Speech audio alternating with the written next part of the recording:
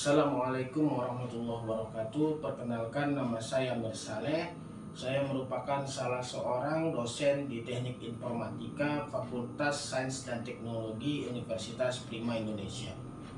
Saya mengajar di Universitas Prima Indonesia sejak tahun 2019 sampai dengan sekarang. Mata kuliah yang saya ampu adalah mata kuliah pemrograman berorientasi objek menggunakan bahasa pemrograman PHP. Nah, di mata kuliah ini saya mengajar bagaimana cara membuat suatu pemrograman berdasarkan konsep atau paradigma yang terdiri dari kelas-kelas atau objek-objek di dalam pemrograman. Di dalam proses pengajaran, saya menggunakan berbagai teknik seperti ceramah, diskusi, PBL atau Project Based Learning, di mana nantinya metode-metode ini saya gunakan ketika mahasiswa mempelajari mata kuliah yang saya ampu. Kemudian untuk sistem penilaian, kita menggunakan penilaian itu berdasarkan 4 kriteria. Yang pertama itu adalah absensi, di mana absensi ini akan diambil penilaiannya sebesar 10%. Kemudian tugas, untuk tugas ini diambil persentasenya itu sebesar 20%. Kemudian UTS itu 30%, dan terakhir itu adalah penilaian yang kita peroleh dari UAS atau ujian akhir semester sebesar 40%. Nah, jadi penilaian akhir itu akan dikonversi ke dalam angka ataupun huruf yang nantinya bisa dijadikan sebagai indikator kelulusan mahasiswa dari mata kuliah yang saya ampu.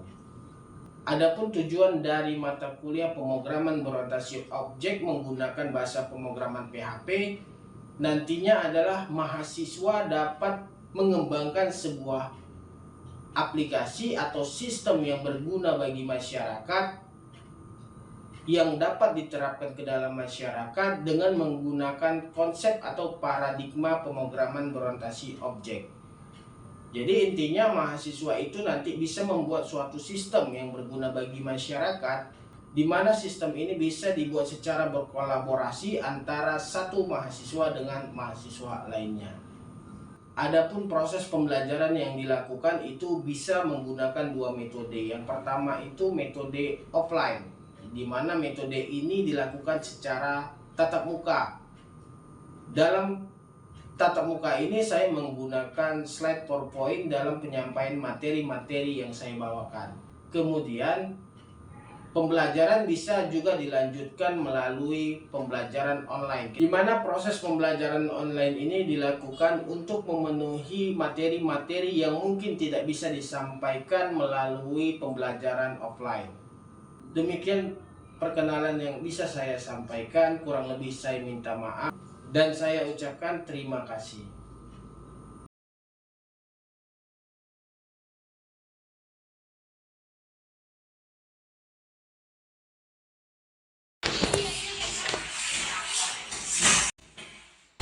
Assalamualaikum warahmatullahi wabarakatuh.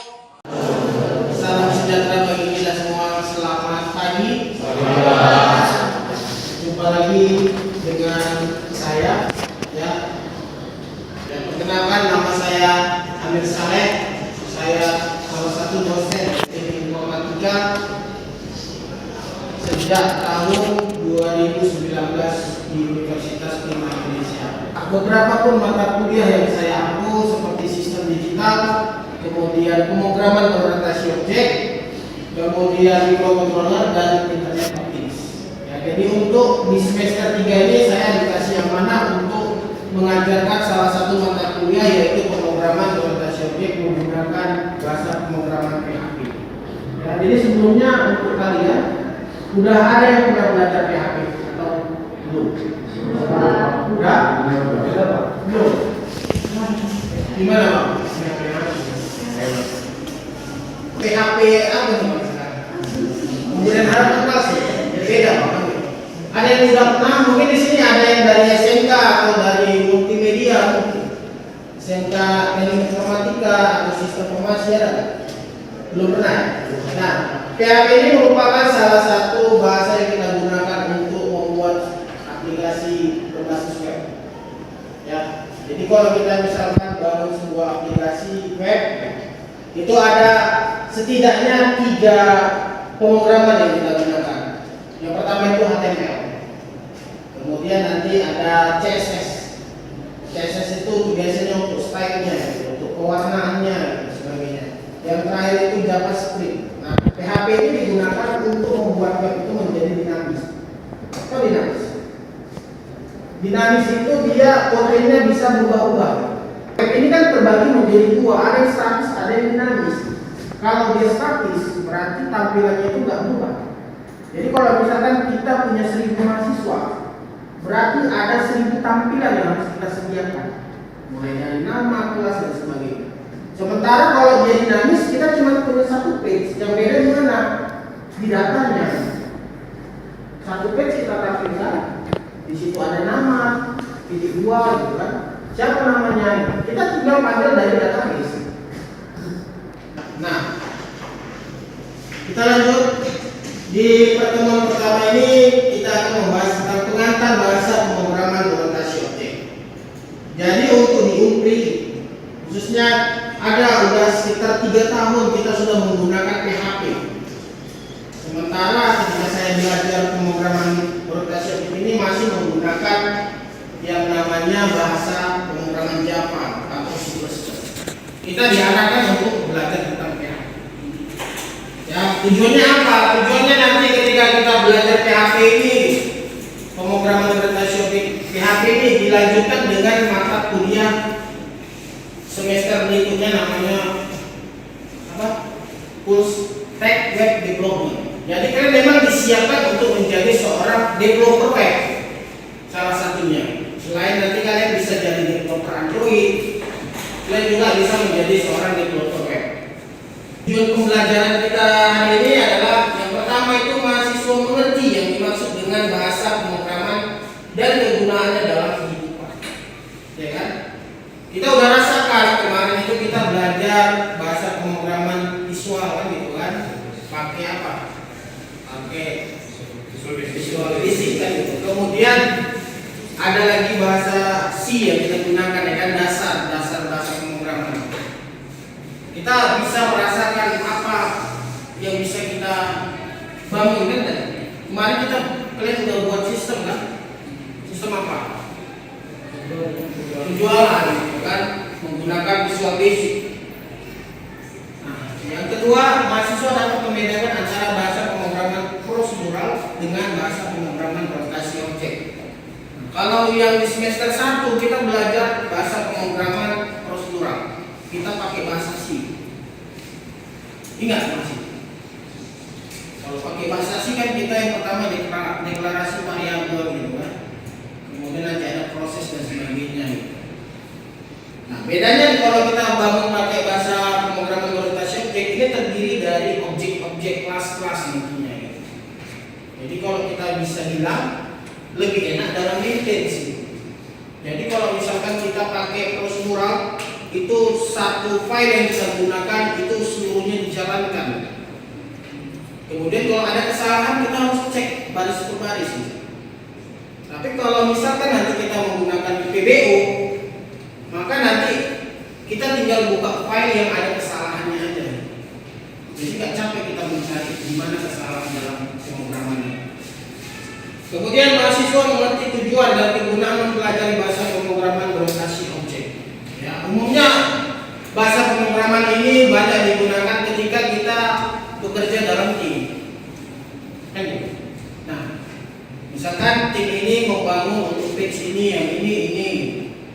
Ya kan, untuk menyatukannya itu kita banyak developer itu menggunakan konsep bahasa pemrograman seperti ini. Nantinya ujung-ujungnya nanti digabungkan sehingga nanti terciptalah satu aplikasi yang kompleks. Kemudian yang keempat, mahasiswa memahami kelebihan dan kelemahan antara bahasa pemrograman prosedural dengan bahasa pemrograman orientasi objek. Ada kelebihan, ada kekurangan dari masing-masing bahasa pemrograman ini. Ya, contoh, kalau dia kelebihan dari PBO itu apa? Kelebihannya itu mudah. Mudahnya apa? Ketika ketika kita membangun satu aplikasi yang kompleks dan membutuhkan tim.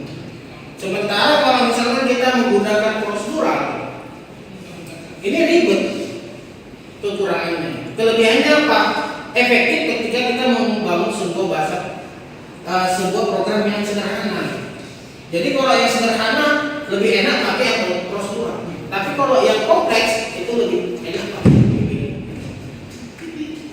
ya kan? Paham nggak kira-kira? Nah, kita lanjut. Ya, hari ini kita bahas tentang pendahuluan dulu. Yang pertama, pemrograman prosedural, pemrograman orientasi objek, kemudian perbedaan pemrograman prosedural dengan pemrograman orientasi objek. Ya kan? Kita lanjut. Nah, komputer merupakan sebuah mesin yang khusus dirancang untuk mengikuti instruksi yang diberikan padanya. Ya kan? Contoh, misalkan kita ingin program itu menjumlahkan 2 angka gitu. Maka kita harus kasih instruksi-instruksi. Seperti misalkan gitu kan, kita memasukkan angka pertama, apa instruksinya? Biasanya kalau di dalam situ kita harus deklarasi dulu variabelnya. Ya kan? Misalkan kita mau nambahkan 2 buah angka, tipe datanya apa? Integer kah? Atau float kah? Dan sebagainya. Nah, kemudian kalau kita mau kasih dia proses penjumlahan, biasanya kita kasih sebuah variabel, misalkan namanya C sama dengan A tambah B titik 2 kan gitu. Itu instruksi yang kita gunakan di dalam komputer nantinya. Nah, komputer bersifat programmable, sehingga komputer tidak hanya milik satu profesi saja. Jadi komputer ini sudah dipakai oleh orang yang bidangnya buat komputer. Kedokteran pakai komputer. Kemudian apa lagi? Arsitek pakai komputer. Hukum pakai komputer. Jadi tidak hanya milik orang-orang yang berkecimpung di bidang komputer, tapi sudah semua menggunakan komputer. Nah, kita lanjut. Komputer dirancang untuk mengerjakan pekerjaan berdasarkan program-program yang diberikan padanya. Jadi instruksinya harus jelas. Dalam mendesain sebuah program komputer adalah sebagai berikut. Ya kan? Aliran instruksi secara logik. Jadi ketika kita buat suatu program itu harus logik. Ya kan? Harus logika. Jadi kalau misalkan yang logik itu seperti apa? Misalkan kita menambah 2 angka, kan ada prosedurnya, logiknya. Yang pertama kita ambil dulu angka pertama, yang kedua ambil angka kedua, yang ketiga tambahkan angka pertama dengan angka kedua, hitung hasilnya. Itu logik. Nah, yang kedua prosedur matematika. Nah, yang kita udah bahas yang namanya komputer itu diambil dari ilmu matematika. Jadi instruksinya itu juga mengandung unsur matematika. Tampilan yang akan muncul pada layar monitor itu harus kita pikirkan juga.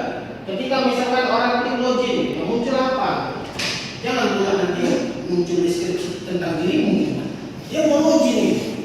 Kalau sekarang kan kita pakai web itu kan yang kita klik tampil tiba-tiba yang muncul iklan. Nah, ini sudah salah sebenarnya. Konsepnya sudah menyala. Jadi apa yang diminta oleh itu sudah harusnya kita tampilkan seperti itu. Dia mau login, kita kasih tampilan login. Ya kan? Dia mau logout berarti harus keluar. Nah, kemudian informasi ditampilkan oleh user. Ya kan? Setiap dia klik informasi apa yang muncul. Misalkan masukkan username, harus jelas. Kemudian program harus user friendly. User friendly ini artinya bersahabat. Ya kan? Bersahabat. Jangan pula nanti program yang kita buat gak bersahabat sama kita. Gak bersahabat maksudnya gimana? Apanya dipakai? Gak jelas. Nah, kalau di web itu tampilan. Jadi kalau misalkan kita pakai laptop, dia menyesuaikan tampilan laptop. Kalau kita pakai HP, dia menyesuaikan tampilan HP. Ya kan? Nah, petunjuk penggunaan maupun bentuk dokumen tertulis lainnya. Ya kan, kita buat aplikasi harusnya kita libatkan di situ atau kita kasih di situ bagaimana proses penggunaan aplikasinya. Yang pertama harus login, yang kedua ada step-stepnya di situ. Ya.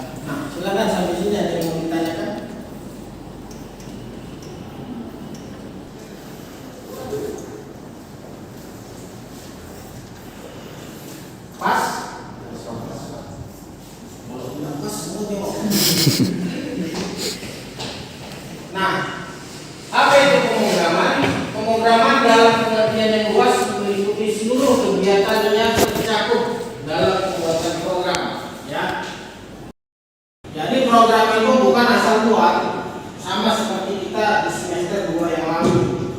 Kalian disuruh buat pemrograman pakai Visual Basic kan gitu. Ada alurnya, ada konsepnya yang jelas. Ya kan? Yang pertama itu kita analisa kebutuhan. Kalau di sini apa? Analisa kebutuhan atau requirement analisis. Ini aplikasinya untuk apa kebutuhannya? Misalkan untuk apa? Untuk membantu penjualan, untuk apa? Untuk pembelajaran, untuk administrasi dan sebagainya. Ini harus kita analisis tuh, ya kan? Kemudian nanti yang kedua itu keseluruhan tahapan dalam perencanaan planningnya. Tampilannya seperti apa? Tampilan login seperti apa? Kemudian tampilan materi seperti apa? Tampilan berita seperti apa? Ini harus kita desain. Kemudian kalau di dalam perancangan sistem itu ada banyak ya gitu. Ya kan? Ini kebutuhan tahapan dalam perancangan. Kemudian perancangan desain atau desain. Nah, kalau dia dalam perancangan atau desain, nah desain ini ada desain interface, gitu kan? Ada desain database, kemudian ada desain proses. Terakhir itu perwujudan atau implementasi. Nah implementasi ini kita harus memikirkan, ini kita buat pakai apa? Apakah kita implementasikan ke dalam bentuk web atau ke dalam bentuk aplikasi desktop dan sebagainya? Ya kan? Kemudian kita pilih juga, kita menggunakan apa buatnya? Apakah pakai PHP natif, Laravel, Connector, Visual Basic dan sebagainya? Ya kan? Mungkin kebutuhannya sama, tapi banyak yang implementasinya bisa beda. Udah aku mahir di Visual Basic, berarti buatnya pakai Visual Basic. Aku mahir di Python, berarti pakainya di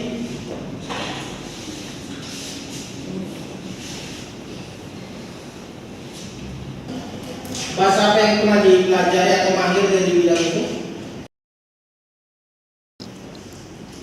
Saya bisa Pak bahasa Karo. Karo. Saya bisa Pak bahasa Jawa. Itu namanya bahasa natural. Kita nggak bisa suruh komputer untuk mati menggunakan bahasa natural. Komputer mati nggak boleh, nggak bisa, nggak ngerti. Jadi caranya gimana? Kita menggunakan bahasa pemrograman. Sampai sini ada pertanyaan, Mas? Nah ini untuk bahasa pemrograman prosedural, ya. Di mana bahasa pemrograman prosedural itu adalah pemrograman yang dilakukan dengan memberikan serangkaian perintah yang berurutan. Ya kan, mulai dari deklarasi variabel, kemudian definisi proses dan sebagainya itu dilakukan sekali-kali. Kemudian paradigma ini didasarkan oleh sekelompok tempat penyimpanan memori yang dibedakan menjadi memori instruksi dan memori data. Jadi untuk pemrograman prosedural ini terdiri dari memori instruksi, kemudian ada memori data. Masing-masing memori tersebut dapat diberi nama dan nilai. Selanjutnya instruksi akan dieksekusi satu persatu secara sekuensial oleh sebuah proses kembali. Jadi biasanya kalau kita pakai prosedural ini kita buat di dalam satu file. Disitulah semua. Di situ deklarasi variabel, di situ instruksi, di situ proses dan sebagainya. Kemudian program dalam paradigma ini didasarkan pada struktur informasi di dalam memori dan manipulasi dari informasi yang disimpan tersebut. Dan kata kunci yang sering digunakan dalam paradigma ini adalah algoritma plus input data sama dengan program. Dan algoritma yang digunakan ditambah dengan struktur data maka dihasilkan suatu pemrograman. Dan beda dengan paradigma ketika kita menggunakan bahasa pemrograman berorientasi objek. Nah, contoh bahasa pemrograman prosedural itu seperti Pascal. Ya, mungkin kalian saat ini nggak belajar yang namanya Pascal. Dulu kalau mahasiswa awal-awal dia belajar bahasa pemrograman, dia belajar Pascal. Dan pemrograman prosedural kelebihannya apa? Memiliki algoritma pemecahan masalah yang sederhana, standar dan efektif. Tadi saya bilang kalau kita pemrograman prosedural yang dia sederhana, programnya hanya menambah sebuah angka, nggak perlu kok pakai PBO, maka cukup pakai prosedural. Ribet. Kalau cuma nampilkan hello world, nggak perlu pakai PBO. Kenapa? Shortcutnya bisa banyak begini. Kalau sampai kan apa hello world gitu. Sementara kalau kau pakai PHP menampilkan hello world gimana? Cukup kau kasih berita echo titik 2 gitu kan, tanda ketik 2 hello world. Tapi kalau PBO ribet, kau harus definisikan apa namanya propertinya, metodenya, gitu. Kemudian nanti panggil objeknya. Kemudian fungsi yang tersedia susah untuk diubah tanpa harus mempengaruhi fungsi sistem secara keseluruhan. Kalau dia pakai prosedural, dia terdiri dari function, fungsi. Kalau dia di dalam PBO, kita udah pakai kelas. Biasanya kelas ini dipisahkan filenya. Kalau di dalam prosedural, dia fungsinya itu nggak dipisahkan biasanya. Di bawahnya ditaruh. Nah, butuh usaha yang keras untuk menerjemahkan bisnis model dalam programming model. Pemodelan bisnisnya sulit kita. Mungkin dapat bekerja dengan baik pada saat terisolasi, tetapi tidak pada saat terintegrasi dengan sistem lain. Ya, itu adalah beberapa kelemahan di dalam prosedural. Nah, sekali lagi ya, ini pemrograman orientasi objek. Pemrograman orientasi objek merupakan paradigma pemrograman yang berorientasi kepada objek. Ini objek, ya kan?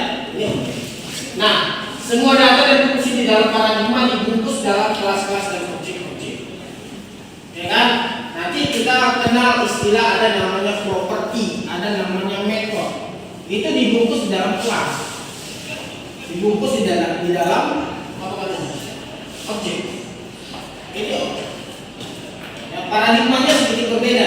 Ketika kita buat program, kita harus definisikan ada namanya properti. Kemudian ada namanya method. Ada namanya objek. Itu kita bungkus di dalam kelas. Ketika mau kita panggil kelasnya. Kita gunakan itu, kita panggil kelasnya.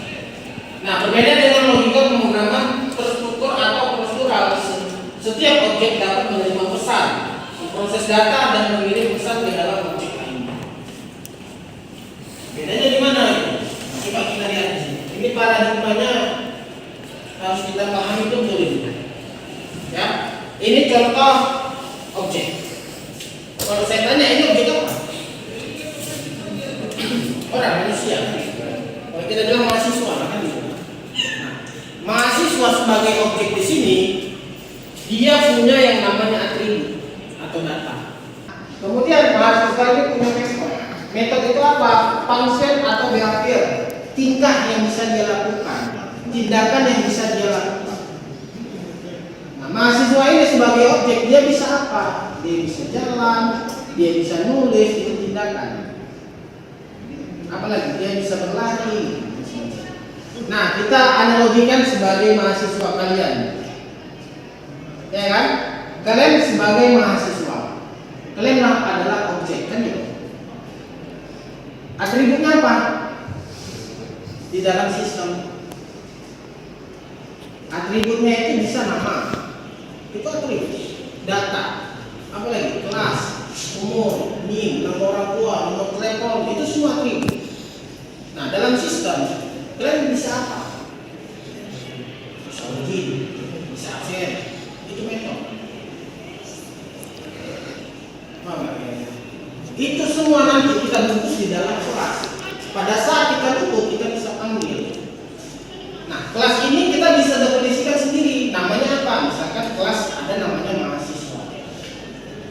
Ya kan? Kalau di dalam sistem kita bilanglah kumpli gitu kan. Kalian bisa masuk ke siang gitu. Ada satu kelas namanya kelas login. Di kelas login ini kita bisa buat objek namanya mahasiswa, bisa objek buat namanya dosen, bisa buat objek namanya pegawai dan sebagainya. Itu objek. Nah, kalau saya tanya objek, dia harus punya atribut sama metode. Kalau mahasiswa, atributnya apa? Nama, NIM, kelas, username, password. Kalau dosen, nama, NIDN, gitu kan, mata kuliah, itu semua atribut. Nah, kalau kita berbicara metode, berarti apa yang bisa dilakukan mahasiswa itu?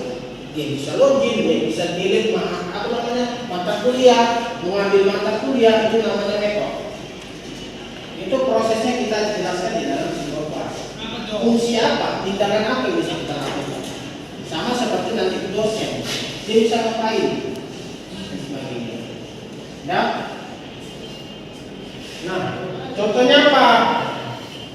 Ya kan, Java. Yang paling familiar itu dulu Java.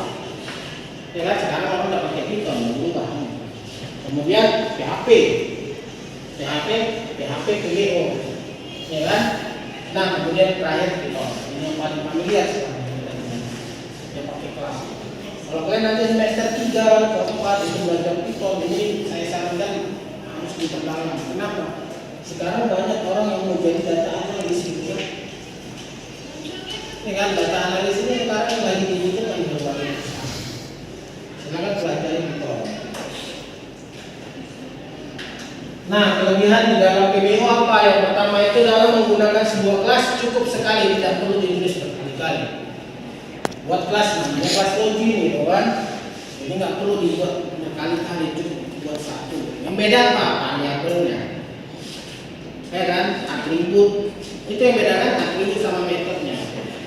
Nah, selanjutnya dapat menambah fitur pada kelas tanpa mengedit kelas asal. Dan menggunakan objek tanpa harus tahu teknis yang ada di dalamnya. Kelemahannya apa? Kelemahannya memiliki memori yang lebih besar dibandingkan dengan program prosedural. Kenapa? Terdiri dari banyak kelas yang kita buat. Ya kan, bisa 3 file, 4 file dan seterusnya. Berbeda dengan prosedural biasanya 1 file. Walaupun mau kita buat 2 file bisa aja, kita buat function. Mudah mengembalikan kode jadi menjadi kode sumber sehingga algoritma yang digunakan pun sulit untuk disembunyikan dan mudah dibaca. Itu adalah beberapa kelemahan dari PWO. Nah, ya ini untuk prosedural PS pemrograman orientasi objek yang perlu kita bahas di kelebihan dan kelemahan masing-masing. Ya kan? Jadi apa yang menjadi kelemahan di dalam PWO, apa yang menjadi kelemahan di dalam prosedural itu tinggal kita sandingkan untuk mengetahui apa sih perbedaannya. Ya, untuk di Spada itu semua sudah dijelaskan. Ya, untuk sistem pembelajaran di Spada itu sama seperti semester lalu. Pas? Oke, saya rasa untuk materi hari ini kita sudah sampai di sini lah ya. Karena juga waktunya sudah habis.